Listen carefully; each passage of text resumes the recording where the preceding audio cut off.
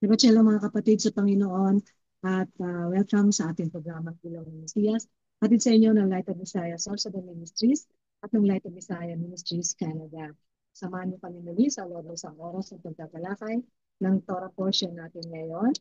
At lalo na sa araw ng Sabat, kung saan kapiling natin ang Lord of the Sabbath, Yeshua Messiah, tayong lahat ay patuloy na inaanyayahan ng ating Panginoon na lumapit sa Kanya at magpahinga kasama siya. Mateo 11:28-30, lumapit kayo sa akin, kayo mga napapagal at bibigyan ko kayo ng kapahingahan. Pasanin ninyo ang aking pamato at matuto kayo sa akin sapagkat ako ay maamo at mapagpakumbaba at masusumpungan ninyo ang kapahingahan ninyo. Hallelujah. So tayo po ngayon ay sama-sama nagpapahinga, pahinga na ating physical na katawan, pahinga din ng ating mga kaluluwa at sa ating pamamahinga, tayo po ay makikinig lamang at magtatalakay din po ng Torah portion natin yung umaga. At ako po yun din po, Sister Debbie Torello with Brother Richard Season sa kabilang linya. Shabbat Shalom, Sister Deb. Shabbat Shalom, mga kapatid ba kaibigan. Diba siya lang, Brother Richard? So, ang ating pong Torah portion ngayon, unang-una, sabi nga, in the beginning. Ang title po ay matatagpuan sa Genesis chapter 1 at ang portion natin ay hanggang chapter 6. 6 chapters hanggang chapter 6 verse 8. At ito po ay may Hebrew na pamagat na Bereshit, na ibig sabihin in the beginning o sa pasimula. Kilala natin ito dahil sa Bible natin nakalagay doon ay Genesis. Pero ito po yung original na title niya sa pasimula. Kaya aalamin po natin lahat ng pasimula na ginawa ng ating Panginoon. Ano yung mga inumpisa niya? Ano yung mga ginawa niya first time? Sabi niya, for the first time, ay nilalang siya. Nilalang ang langit at lupa at lahat ng bagay, nakikita o hindi nakikita. At ganun din po, first word din po ito sa Hebrew text as well as the name. First, para siya weekly reading ngayon, ang Bereshit. At sa ibang translation, ito po ay yung tinranslate na Book of Genesis. Ang ibig po pala niya sabihin ay origins, mga pinagmulan. Which is okay naman kasi dito nagmula ang lahat ng bagay, ang paglalang ng Panginoon sa lahat ng bagay na nakikita at di nakikita, ang unang utos ng Panginoon, ang paglalang kay Adam and Eve, unang utos sa kanila, unang pagsaway, at unang pagtukso, then dito rin yung unang pinangalanan ni Adam ang lahat ng bagay. Dahil yun din ang utos sa kanya. Unang kasalanan, unang first time, pinalaya sila sa first time, hindi na naulit. Uh, Kasi isang beses lang pala nagpapalaya sa Panginoon. So, mahaba yung ating Torah portion natin ngayon, but then gagawin itong almost summary or the breakdown ng ayon po sa oras na provided sa atin, the breakdown ni Brother Richard, hanggang sa ating makuha yung pinaka-buod at pinaka-importante mga buod na matutunan natin sa Bereshit.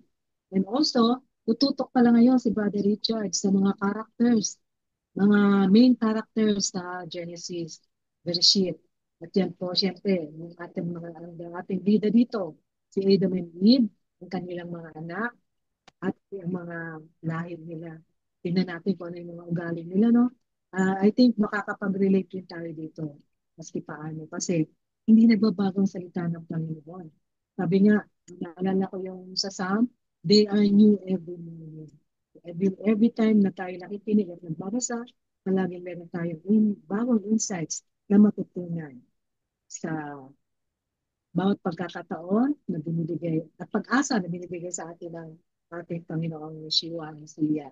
Okay, so bago po tayo magpasimula, tayo muna po ay manalangin. Hindi tayo ng Brother Richard.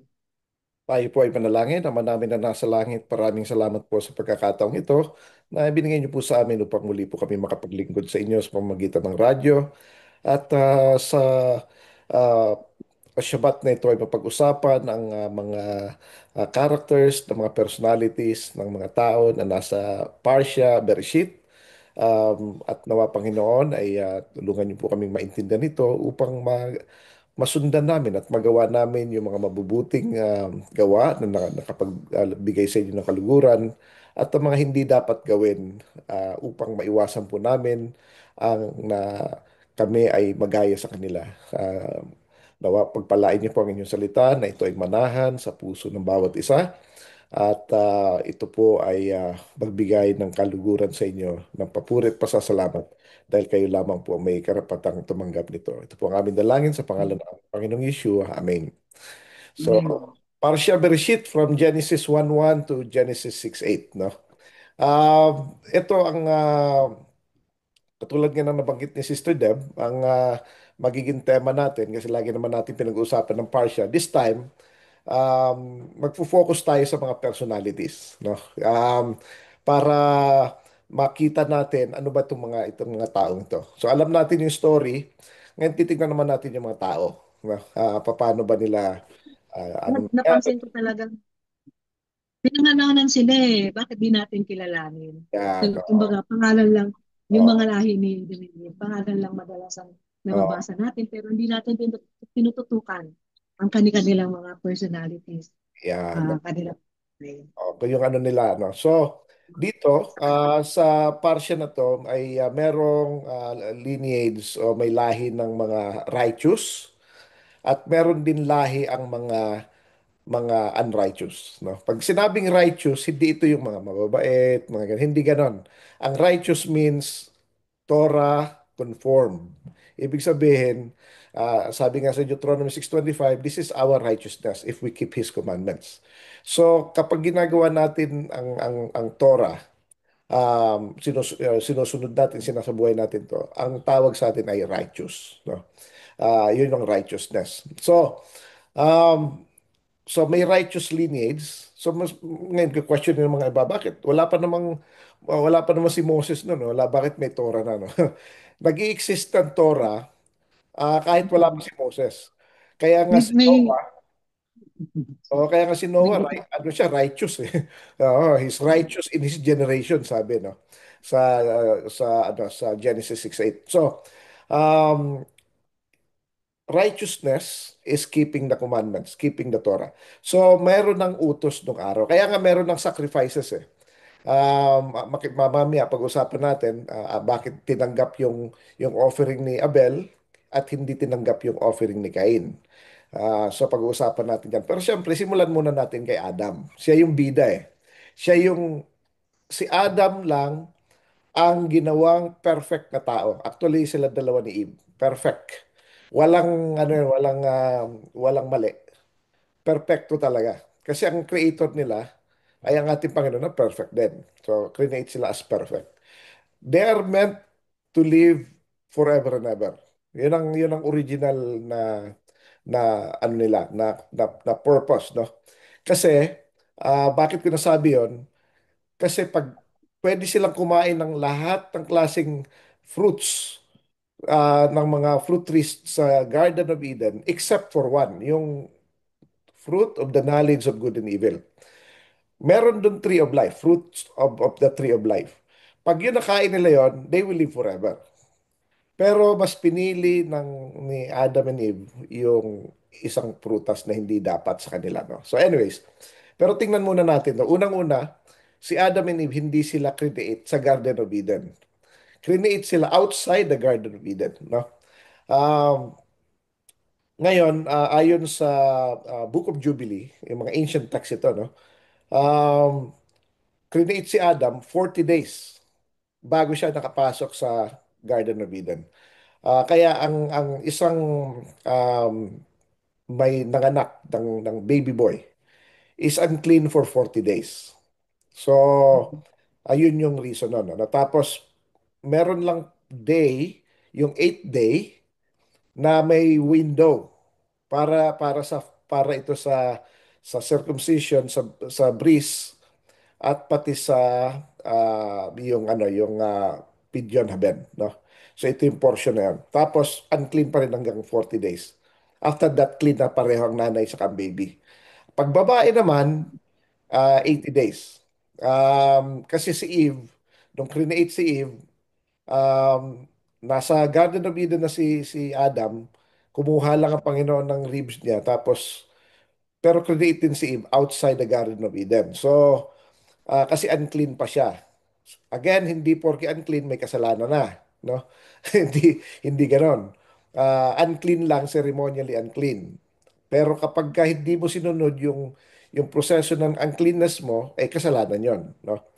So anong ibig sabihin nun? Hindi ka pwede manghawa ng mga tao na clean Mm. tapos unclean ka.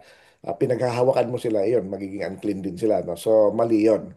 Anyways, 80 days naman si Eve sa labas. So pinasok siya. Doon galing yung 80 days naman sa Torah na ang babae, pag nanganak ng babae, 80 days. Bakit naman kawawa naman nasa labas siya? Wala namang mga predator nung araw. Sila yung unang tao eh. Di ba? Doon lang siya, alaga siya ng Panginoon doon, protected. Nung pwede na, pinasok na, pinakilala na kay Adam. At nung nakita ni Adam, tinawag niya, pinangalanan niyang si Eve. Yan ang una, no? Ngayon, si Adam, hindi binanggit, walang binanggit, maski sa ancient text, regarding sa paano niya nalaman mga certain rules. Given na yon, automatic yun, dahil magkasama sila ng Panginoon eh. Kilala niya ang Panginoon. Naglalakad, kaya alam niya nung nagkasala siya, nagtago siya eh. Sabi, narinig kita. Nakakausap niya eh. Kilala niya ang Panginoon.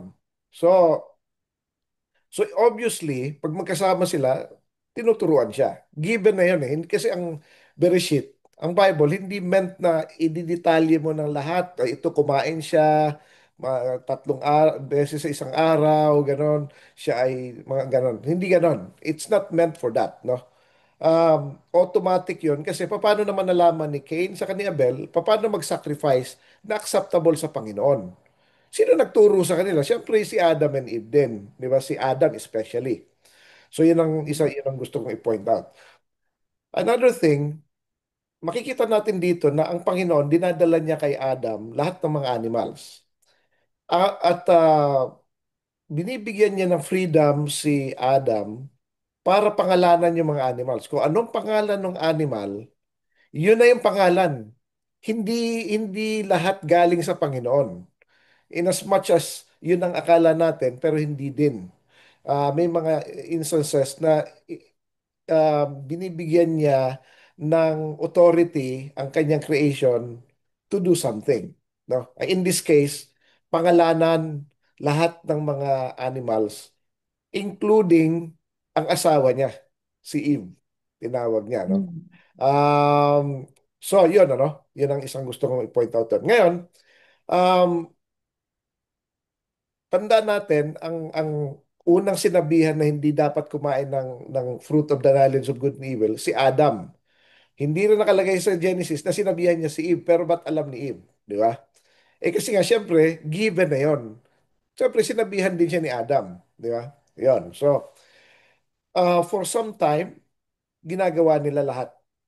Dito makikita na kumakain sila, pero hindi nila kinakain yung pinaka importanteng prutas, which is yung fruit of tree of life.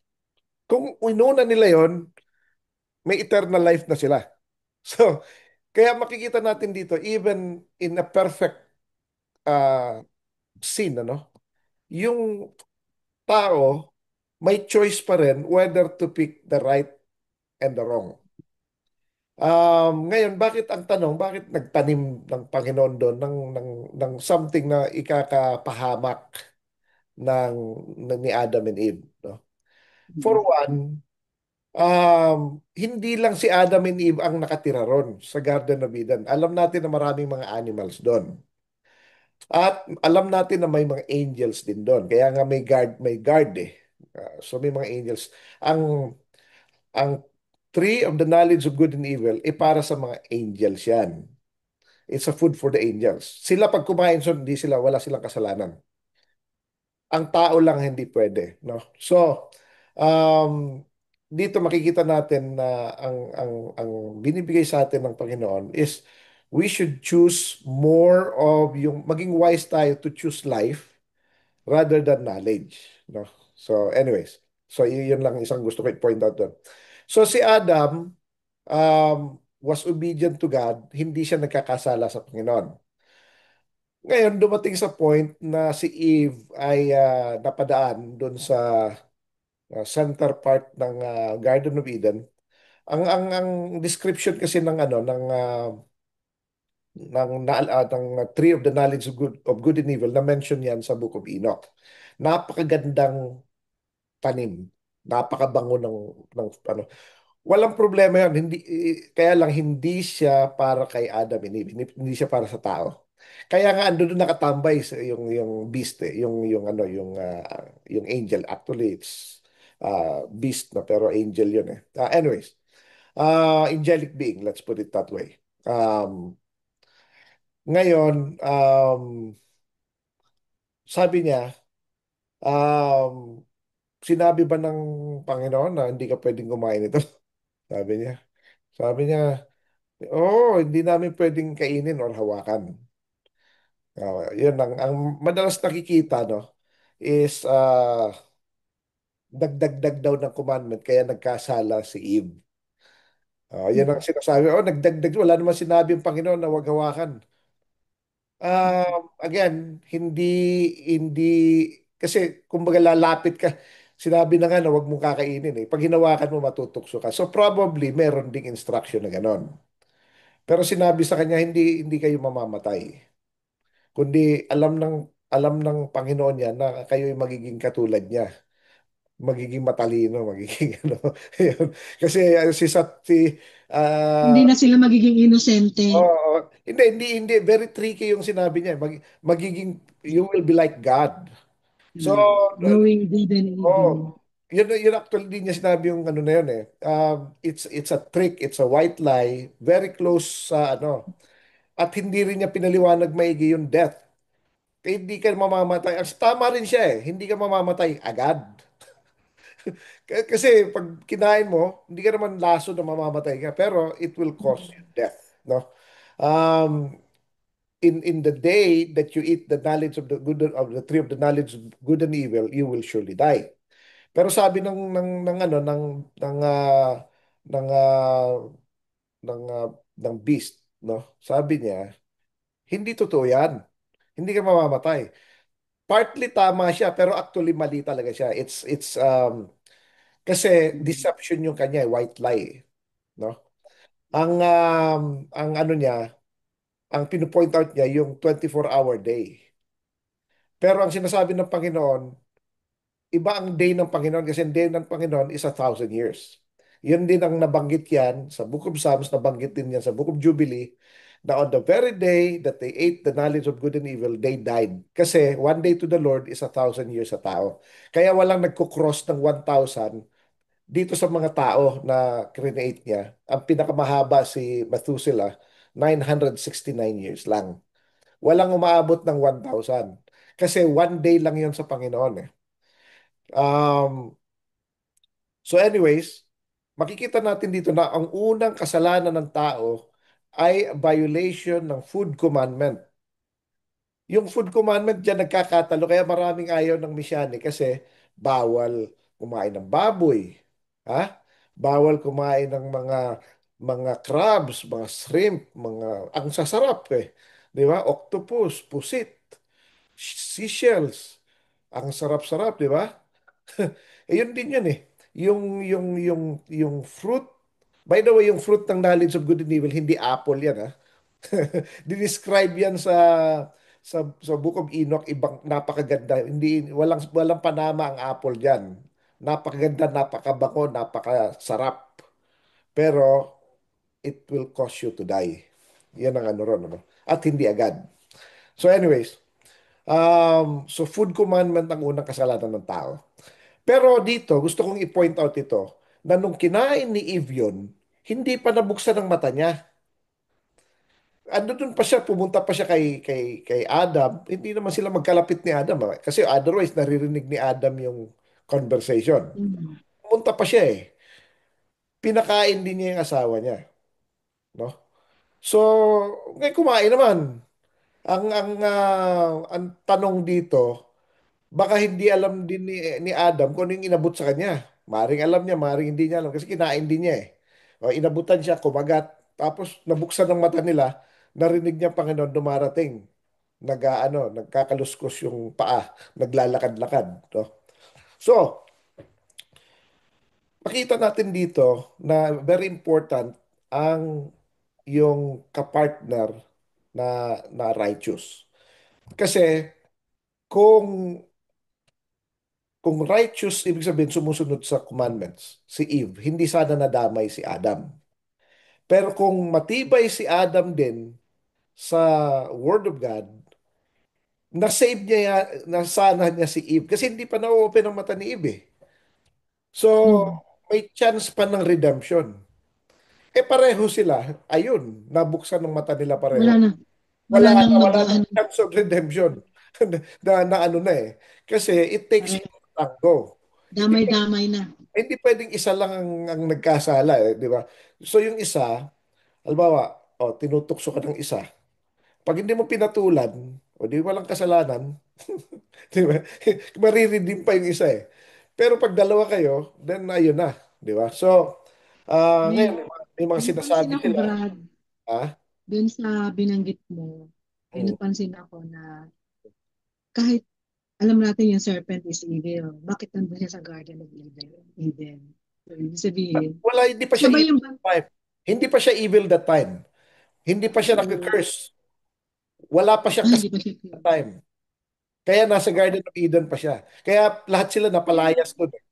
so ngayon yung karakter niya, Oh, pero kaya meron pa kagaya ng siya. sabi mo, Oh, obserbahan natin yung karakter ng serpent. oh, Ah, crafty siya eh. bakit niya, bakit niya tinukso Yun yung ang si ano ron eh. Yun ang tanong doon. pinagtanggol? Ano?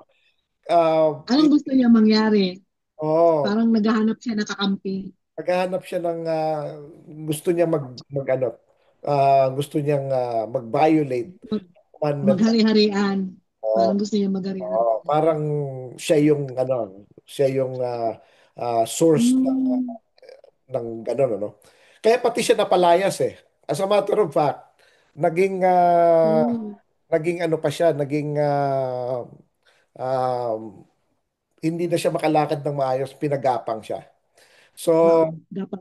ngayon May sumpa na. ang ahas daw is nakatayo daw upright before. I don't know about that. So, ngayon pero ang ano diyan, yung beast mismo ay pinagapang siya. Whatever it is, no? Pero ang point Okay, dito, so bago, during the bagong time, landing yun sa akin, Brad, na okay pa pala nun ng ano, yung oh, serpent. okay pa ang Kasi, serpent that time. Kaya ang okay. nangyari doon, pinagwardyahan kasi yung guard, yung dalawang seraphim with flaming sword, hindi naman para kay Adam yun eh. Ano naman ang laban ni Adam dun sa kahit bantay lang, ba't kailangan talaga may flaming sword? Kasi may malakas din yung beast. Hmm. It's a very powerful being. Kailangan niya ng dalawang seraphim para hindi siya makapasok doon. Hmm. Kasi Bantay. ginard na yung ano yung tree of life eh. Ibig sabihin wala na silang access maski yung beast. Kasi dati lahat sila nakakakain doon eh. Ngayon hindi na rin sila pwedeng kumain doon. So pinalayas na sila. May pinatunay din doon sa istorya na yun, sa portion na yan, na kung saan, kahit sila na, ano, yung natukso sila, sabi natin nagkasala kasi nilabag yung utos ng Panginoon, wala sa kanila, ang makakapagpigil lang talaga sa kanila, yung babalik sila sa salita ng Diyos, Mhm. di ba? Kung binalikan nila, ano bang sabi ng Panginoon? Kaya lang iba na yung mga sinasabi ni Eve, Oo. kaya siya natukso. So Oo. kung tayo pala ay maingat din sa actual na sinabi ng Panginoon, ito yung dapat gawin, huwag mong gagawin, ay hindi tayo ma kumbaga sa hindi tayo mabibiktima. na mga Ang ganong, best way kasi niyan para hindi tayo magkasala, huwag tayong lalapit sa tukso. Huwag tayong lalapit doon. Kasi, bakit kasi lumapit doon? Yun ang tanong doon eh. so, mali yung kanta na Otokso, layuan mo ako. O, dapat ikaw lumayo. Lumayo ka sa Otokso lang tukso. ako. Dapat Oh, hindi ano. lalayo na. Hindi pwede yung ano. So, ikaw lalayo. Anyways, pero in that event, naggumawa pa rin kasi nagtakip sila ng sarili nila eh. Kumuha sila ng mga dahon-dahon, nagtakip eh. So kasi nahiya sila sa Panginoon. Actually hindi sila nahiya sa isa't isa. Kasi nung naked sila, ano eh, no? Um, Ngayon ito, gusto ko lang mabanggit ito. May mga kulto na nagsasabi na itong fruit na ito ay sexual intercourse. Nag-sex sila. Hmm. Hindi totoo 'yon. It's not what hindi yan ang sinasabi sa Biblia. Hindi Sabi yan yung sinasabi sa lalagyan ng masamang seed, si kaya Eve. ang sinasabi niya, nakipag-sex muna si Eve kay Satan. Yun yung kay Cain. Yun daw si Cain. Tapos Kaya nagkaroon ng si Cain. Abel naman kay Adam. Mali po yun. That's not Oh. true. Kasi si Cain sa si Abel kambal. Alam natin na hindi ang kambal galing lang sa isa yan. So anyways, Hmm. um fruit talaga yon. It's a real fruit na may significance, okay? Ngayon, pero despite ng sin nila, binigyan pa rin sila ng Panginoon ng provision. May namatay na animal para mabigyan sila ng skin. Kasi hindi naman i-aan skin ng Panginoon yung animal ng Hmm. ano ng para lang Tapos, makuha yung skin tapos para so, mabigyan. Kailangan niyang patayin muna yung animal. So, Tim Brad, ito yung first clothes na ginawa ng yeah. Panginoon. Sa unang damit sa mundo. Saka ito gusto kong i-emphasize, ano? Nabanggit ko maraming beses na nung araw na ang Panginoong Yeshua, siya ay madalas magtanong. Siya ay nagtatanong. Kaya nung andito siya, nagtanong siya, Adam, where are you? Yun ang una niyang tanong, Adam, nasaan ka? Alam naman niya kung nasaan, pero mahilig lang talaga magtanong ang Panginoon. Pag nagtatanong, alam natin Panginoong Yeshua yon. Tapos sabi niya, nung narinig kong boses mo, narinig kita, nagtago ako. Sabi niya, bakit?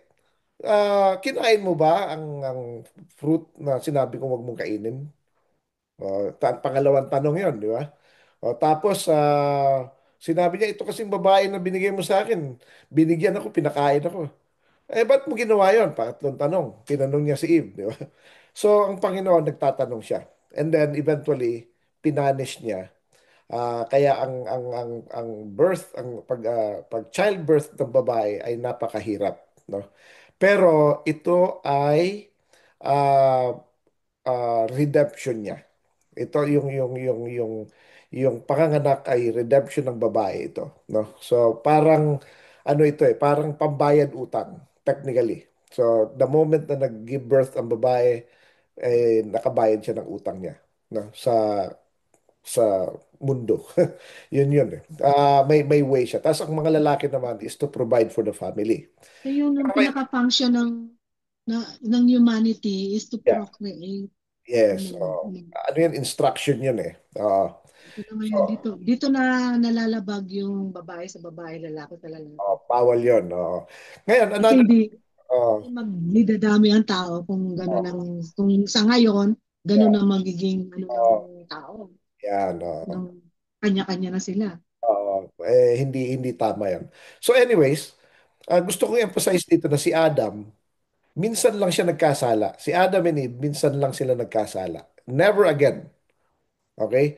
Um, 930 years, mga kapatid, mga kaibigan. Isipin mo kung gaano katagal silang nag-o-observe ng Torah, nag-o-observe ng commandments. Alam na nila eh. Pero wala na silang magawa. Pero hindi na ulit sila umulit.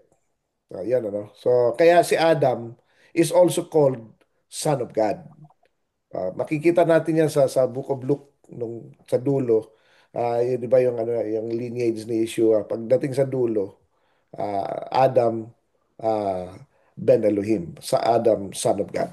Okay? Mm. So, ngayon eventually punta tayo ngayon kay Cain sa si Abel, no? So, again, sila yung unang kambaliton silang dalawa. Um, Ngayon, magsasacrifice sila, sabi doon, on the extremities of days, nag-sacrifice sila. Um, Bikets, bihaya. Ayan yata ang Hebrew, yung extremities of days. Anyway, si Abel ay nag-aalaga siya ng mga sheep. Tapos si Kay naman, ano siya, magsasaka. Nag-ano siya, tiller of land. Ngayon, dumating yung panahon na mag-o-offer sila ng sacrifice. Si Cain, binigay niya yung firstborn na ano niya, animal, na lamb. Si ano naman, si Cain, ang dinala niya, binigay niya kung ano yung produce ng field niya. Pero hindi tinanggap ang offering ni Cain. Bakit? Di ba?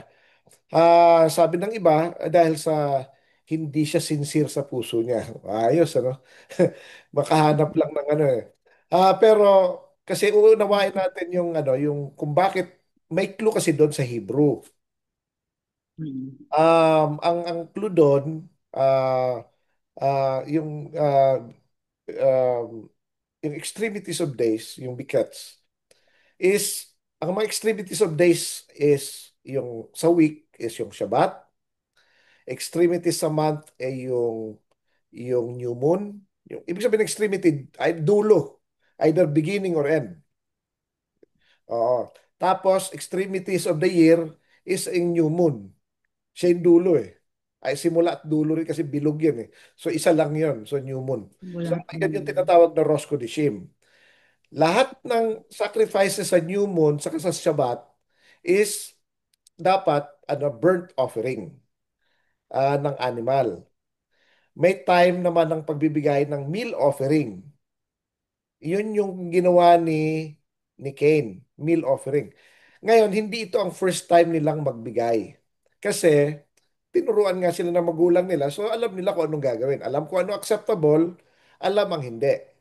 Pero minsan kasi ganito mga kapatid, mga kaibigan, ano? Kapag lagi mo nang ginagawa, lagi mo nang ginagawa, may time na parang nabobore na yung tao. Oh, bobore na ako. Ibahin ko naman. Yung mali naman. Kasi puro tama na lang eh. Ayun. Naging lax siya. So, kaya nga itong gusto kong emphasize na si Adam nagkamali lang ng minsan. For 930 years hindi na siya nagkasalang muli. No? Ngayon si Cain, at certain time, naging lax siya. Ito ang pinoproduce ko eh. Sa lupa eh. Di kung ano yung fruits ng akin, yun ang ibibigay ko. Ito yung point na hindi ko ano yung gusto nating ibigay sa Panginoon ay katanggap-tanggap. May mga certain things na prescribe niya. For example, yung temple tax. Yung temple tax, once a year yan. Half a shekel lang ang hinihingi. Hindi pwedeng konti, hindi pwedeng mas marami. Half a shekel lang. Ang pidyon na 5 shekels, not more, not less. Pag babae, ang i-dedicate mo, 3 shekels, 5 years old and below. Not more, not less. Ganon, no? So, may certain requirement siya. So, ito, ang binigay niya kay, um, um, ang binigay ni Abel, yung tama. Ang binigay ni Cain, yung mali. So, hindi tinanggap ng Panginoon yung offering ni Cain. So, masama loob niya ngayon. Nilapitan na naman siya ngayon ng Panginoon. Nagtanong ulit, bakit malungkot ka? Why is your countenance down? Sabi niya, ba't ano ka, bagsak yung ano mo, lungkot mo.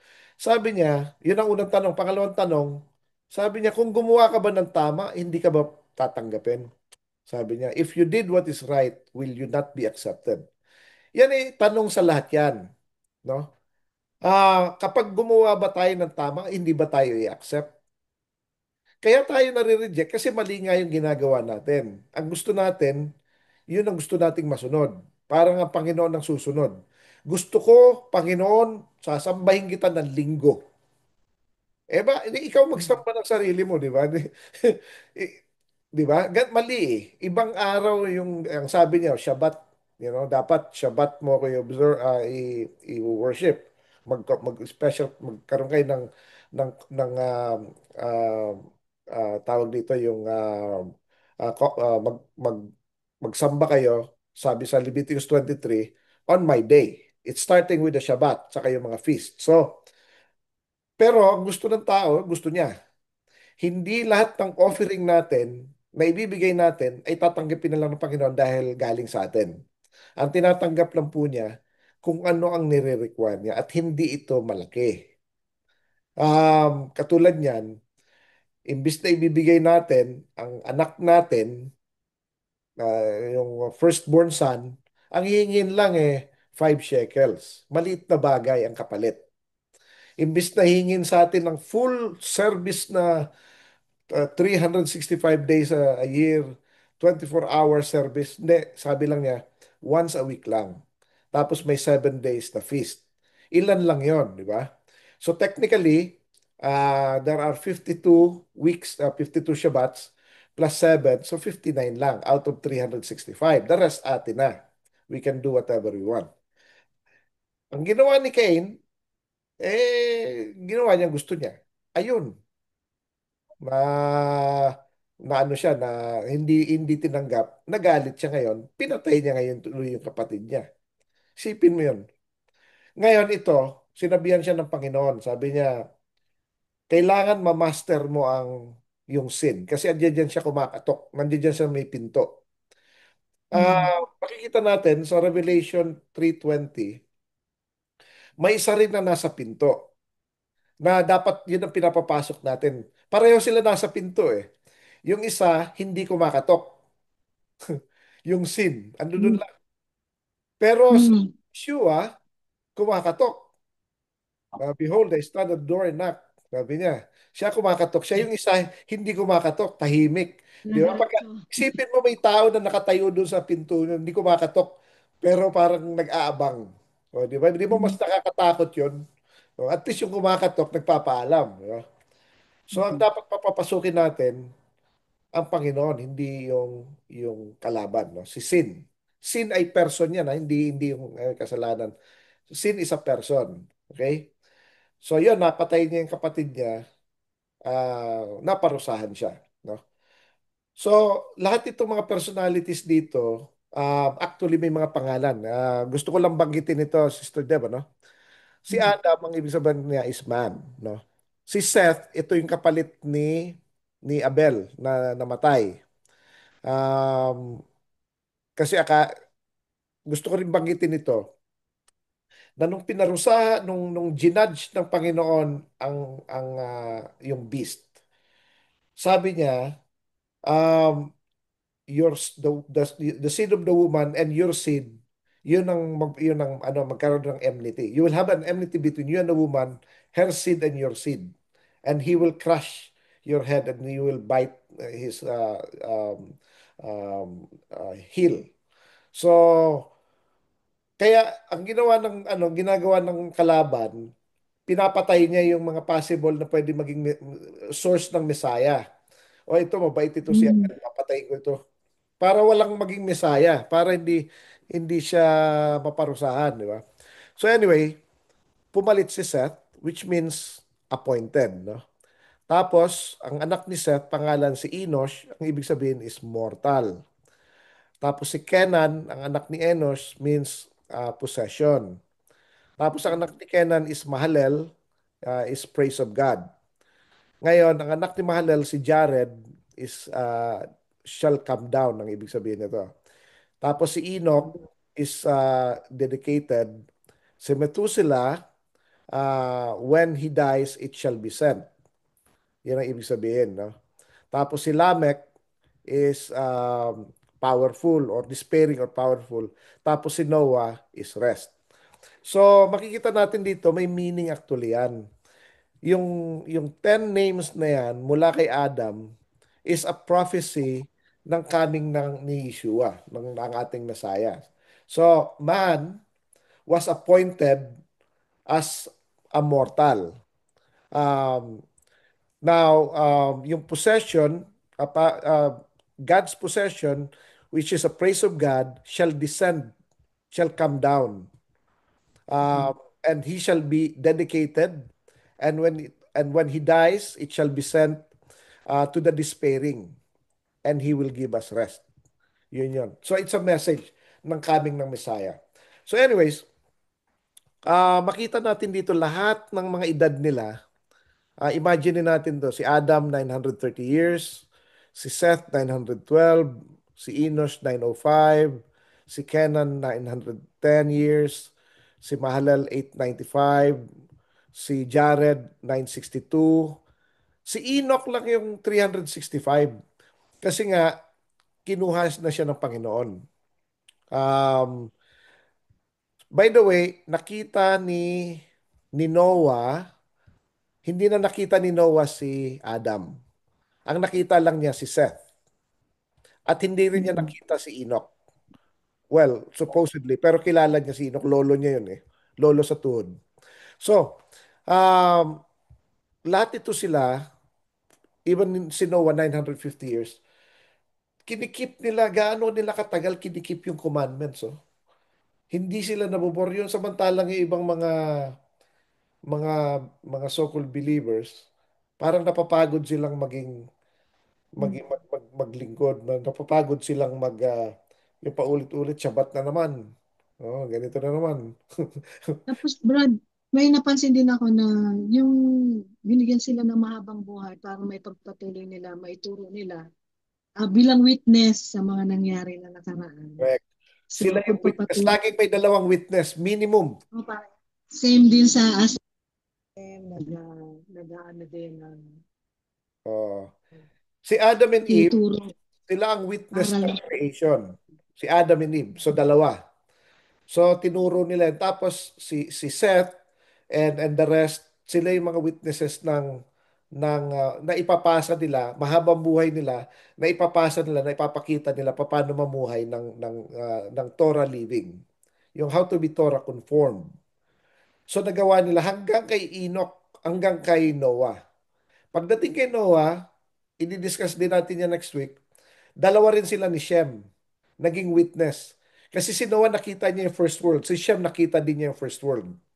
So sila naman ng witness. Kaya makikita natin, si Noah, i-discuss natin yan next week, pero mabanggit ko na ngayon, nung namatay si Noah, 58 years old na si Abraham. Tapos si Shem, namatay na si Abraham, buhay pa si Shem.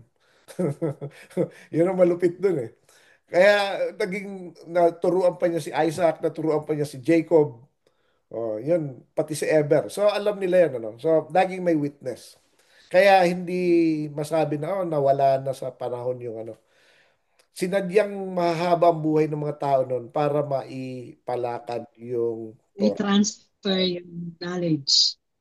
Ngayon si Enoch. Ngayon na bago natin maubos yung oras natin, no. Punta tayo kay Enoch. Si Enoch ay he walked with God. Yun ang sabi doon eh. Anong ibig sabihin ng he walked with God? Naglakad lang ba literally? Naglakad sila literally, yes. Kasi ang Panginoon, nag-a-appear siya. Ito yung tinatawag na theophany, as they call it, yung mga theologian. Ang tawag ng theophany, yung theo is God, and Panea is like nag-a-appear in the form, no? So, katulad ni Adam, ah naririnig niya, nakikita niya si Yeshua. Nakikita niya yung ano. Kasi si Yeshua ang nag interact talaga sa tao. Hindi pwede ang ama kasi nga hindi nila makikita yung mukha eh. Pero ito nakikita nila. No? So, he walked with God literally, pero meron pang symbolic meaning yon. Ang ibig sabihin nun, kasi dalawang tao ang na-mentionan na they walk with God. At least sa sa Torah, no? Si Noah tsaka si Enoch, they walk with God, no? Ngayon, ang sabi nga dito sa um, First John chapter 2 verse 5. Uh, Sabi niya, but whosoever keepeth his word, in him verily is the love of God perfected, thereby know that we are in him. Tapos sa verse 6, He that saith he abideth in him ought to himself to walk, even as he walked. So he has to walk in the manner as he walked. Ang ibig sabihin nito, si Enoch ay ginagawa niya lahat ng ginagawa ng Panginoon o pinapagawa ng Panginoon. So, Torah conformed talaga siya. 100%. So, yun ang ano niya. Dahil sa closeness nila ng Panginoon, eventually, kinuha siya. So, ito yung sinasabi lang hindi namatay. Pero ang ancient text, even sa Book of Enoch, sinabi niya na ando doon lang siya sa cave with the sons of God. Meaning mga angels. Kasama lang niya mga angels. Hindi talaga siya nawala. Nawala siya sa mga tao, pero hindi siya dinala sa langit. Hello? Okay. Yeah. Hmm. Naka- Anyways, so, si Enoch, according sa ancient text, was a preacher of righteousness. Siya yung nagtuturo.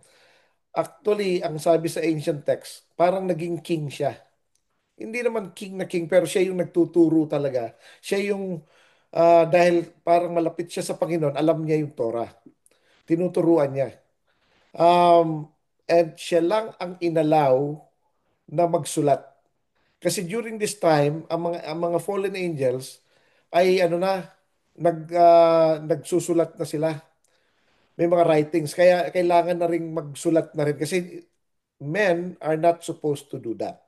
Kaya lang, sinimulan ng mga fallen angels, um, kailangan may pang-counter din. So, si Enoch, yun ang unang writings. Kasi lahat before was verbal. Pinapasa-pasa by word yung, of mouth. yung So, totoong nakakabisado nila ng nakakabisado Torah. nila. Kasi matatalino sila. Saka, ang tatagal ng buhay nila, wala silang ibang ginagawa, minamemorize nila.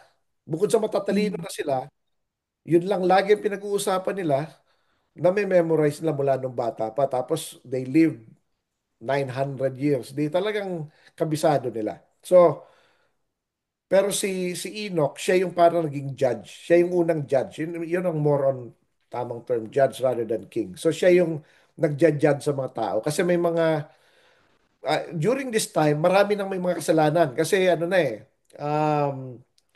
nakihalubilo na yung mga fallen angels. May mga ano na, may mga fallen angels na may mga anak-anak na rin sila. Magulo na Hmm. ang tao. So merong naglilid si Enoch. Pero eventually, si Enoch was ni-retreat, kinuha. Ayon sa Book of Enoch, nakita siya ni Noah na kung saan ay sinabihan siya na yun nga, gugunawin ang mundo by flood. Kaya si Noah hindi nag-asawa until 500 years old. Hindi siya nag-asawa. Hindi dahil sa wala siyang makitang asawa, kundi sabi dun sa ancient text. Sabi niya, kung mag-aasawa ako, tapos gugunawin ng mundo, what for? Pero Hmm. inutusan siya ng Panginoon Okay. na mag-asawa at the age of 500 kasi nga, through him, doon mabubuo ulit ang bagong mundo. So, inutusan siya ng Panginoon. Other than that, ayaw na niya mag-asawa. Okay? So, ito yung mga historical background na hindi natin exactly makikita sa Book of Genesis kasi nga hindi siya meant for that. Ang Genesis is meant for beginnings. May mga parallel writings na makakakuha tayo ng certain information. Ngayon, yung iba kini-question ito, baka bukong bino kung wala naman sa Bible yan. That's true. Pero ang tanong, sino ba kasi ang nag-compile? Hindi nila sinama eh. Hindi ibig sabihin, noon kasama naman yan talaga. So, may mga ayaw nilang ma-discover yung totoo. So, pero it does not mean na hindi. So, anyways, again, subject pa rin yan sa kailangan careful. Basta ganito yun, any writings that goes against the Torah, hindi dapat. Hindi natin i-tolerate. So, ang Torah pa rin ang basis natin. So, yun yun, ano. Kaya ito, ang may gusto pa ako i-point out dito, Sister Deb, ano. Sa Panginoon, Although ito, di-discuss din natin to next Shabbat kasi sa flood tungkol sa ito. Pero ang point ko rito, hindi majority wins. Mm. Pangalawa, ang Panginoon ay nagkikip siya ng kanyang lineage, ng kanyang tao. So, may pinipili siya. Ito yung mga righteous generation. Kaya makikita natin kung saan ang galing ang mga Hudyo. May pinanggalingan Mm. sila na matinong lineage, di ba? Yung mga Mm. Israelites. Tapos ang mga Jew galing sa Israel, galing kay Israel. So, ngayon yung mga ibang tao na mas magaling pa sa mga Hudyo, galing kung saan sa mga lupalop ng mga unrighteous Ibang lineage. lahi na Oo. Ah, unrighteous. mga unrighteous na tapos nagagaling-galingan. So, maging careful tayo ron, no? Kaya anyways, on this case, hanggang 969 years, Sister Deb, nagkikip sila ng commandments. Just amazing. Kaya tayo, huwag tayong mapagod. Na, ano Mm. na ako, nag-observe ako ng Torah for 10 years na, 15 years na, 20 years na, parang pwede na rin lumihis ng konti minsan. Hindi dapat. Oh, hindi dapat. Uh, so, Sister So, Deb, baka wala na tayong oras. Torah is a lifestyle. Yeah, It Torah is, becomes a lifestyle Torah is kapag life. tayo, pag Torah is inakap life. po natin ang salita ng Panginoon. So, bilang highlights, binigay sa atin ng ni Brother Richard yung mga characters and personality ng mga tao na nakapaloob sa Torah portion ng Bereshit. At dito nakita natin na kahit yung serpent pala, dahil nasa Garden of Eden siya, ay okay pa siya. Kaya lang tinukso. Ibig sabihin na evil mind siya, Brad, kasi nagtinukso niya yung dalawa. Yeah. Ayun yung May sabi. evil mind na But siya. then, so nakita natin, ngayon ko lang nga napansin na tatlo pala yung pinalayas, hindi lang si Adam and Eve. Uh, Kasama yung serpent nakalayas. Pero meron sa kanila, merong alalahanin natin na merong prophecy ang Panginoon na darating ang Panginoon tutungtungan ng paa ng ating Panginoon yung serpent. Pero hindi pa panahon ngayon. Sa ngayon, nangamayagpag ang evil, ang kasamaan, ay sa buong mundo, makikita po natin yan pag babasa natin bilang sa news, kahit sa mga online, mga online, mga, mga pinapahayag ng mga online vloggers, merong katotohanan, merong mali. But then, malalaman lamang natin na kung totoo yung sinasabi niya kapag ito po ay nakabase sa Torah ng Panginoon. Yan po ang isa sa mga dahilan kung bakit nagbibigay ng talino ang pag-aaral ng Torah at pagsunod sa kanyang mga kautusan. At ito ang nag-iingat sa atin para manatili tayong naka-focus sa direksyon ng Panginoon. At ganun din, uh, yung binanggit din ni Brother Richard na yung long age, kaya binigyan sila ng mahabang buhay upang may pagpatuloy, yung knowledge, yung istorya, yung witness na totoong nangyari yung mula sa buhay ni Adam hanggang sa kahit sa panahon ngayon. Na hanggang sa inabot pa ni Noah yung istoryang yon at ito ay nagpatuloy hanggang ngayon. Nakakatuwa kasi hindi nawala yung istoryang ito dahil sa katapatan ng mga sinaunang tao na pinili at pinili ng Panginoon. Okay, so let us hear the conclusion of the whole matter sa Ecclesiastes 12:13. Uh, Fear God and keep His commandments, for this is the whole duty of man. Yan pala ay duty natin, kaya huwag natin kalilimutan. Balik natin kay Brother Richard para sa closing prayer. okay, tayo po ay manalangin. Ama namin na nasa langit, maraming salamat po sa pagkakataong ito na muli po kami nakapaglingkod sa inyo sa pamagitan ng radyo. Nawa Panginoon ay pagpalain niyo yung inyong salita na ito ay makarating sa mga pusong uhaw at sa katotohanan at sa righteousness. At ito ay maggabay sa pang-araw-araw na gawain na nawa ay maisabuhay namin yung mga magagandang gawa na ginawa ng mga tao nung mga naunang tao at mga ang kamalian ng iba ay hindi namin magawa. Nawa Panginoon ay kami makapagbigay ng papuri sa inyo at kami nagpapasalamat sa pagkakataong makapaglingkod kami sa inyo. Ito po ang aming panalangin sa pangalan ng aming Panginoong Yeshua. Amen. At inutusan nga ng Panginoon si Moses na utusan si Aaron at kanyang mga anak na pagpalain ang mga anak ni Israel sa ganitong pamamaraan. Ibarakak Adonai bishmerecha. Yair Adonai panabelecha vikunecha. Isa Adonai panabelecha biesem lecha. Shalom. The Lord bless you and keep you. The Lord makes his face shine upon you. The Lord be gracious to you and give you shalom. Ating pong tinalakay ngayon ay ipopost natin sa ating Facebook page, Life of Isaiah Sorsogon Ministries, at patuloy natin enjoy ang araw ng kapahingan kasama ang Lord the Sabbath, our Savior, Yeshua Amasiya.